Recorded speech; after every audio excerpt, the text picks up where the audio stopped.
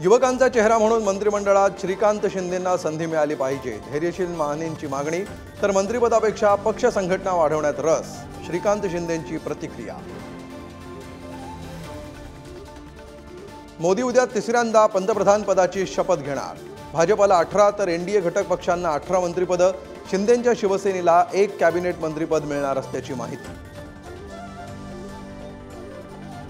ठाकरेंची शिवसेना पुन्हा फुटणार, खासदार नरेश म्हस्केंचा दावा।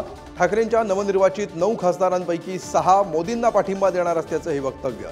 तर नाव जाहीर करा, अंधारेंची मागणी। मी पळणारा नाही, लढणारा कार्यकर्ता। मुंबईतील बैठकीत फडणवीसांनी सांगितलं बाहेर पडण्याच्या वक्तव्याचं कारण, रणनीतीवर काम सुरू असल्याचाही उल्लेख। मोदी पंतप्रधानपदी तर राहुल गांधी विरोधी पक्षनेतेपदी बसणार। लोकसभेत जोरदार सामना रंगणार। काँग्रेसच्या बैठकीत राहुल गांधींच्या नावावर शिक्कामोर्तब। देशात एका वर्षाच्या आत मध्यावधी निवडणुका लागणार। छत्तीसगडचे माजी मुख्यमंत्री भूपेश बघेल यांचं मोठं विधान, वर्षभरात मोदी सरकार जाणार असल्याचं भूपेश बघेल यांचं भाकीत। सगळे सोयरेच्या अंमलबजावणीसाठी जरांगे रिटर्न्स, उपोषणालाही सुरुवात। विधानसभेला 288 उमेदवार उभे करण्याचा कडकडीत इशारा।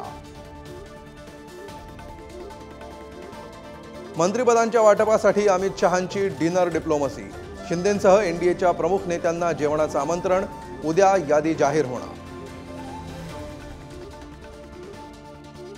कोकणात पावसाचं जोरदार आगमन, हवामान विभागाकडून कोकणाला आज येलो अलर्ट, तर पुढील 2 दिवस ऑरेंज अलर्ट जारी। तर पुण्यासह साताऱ्याला पावसानं झोडपलं।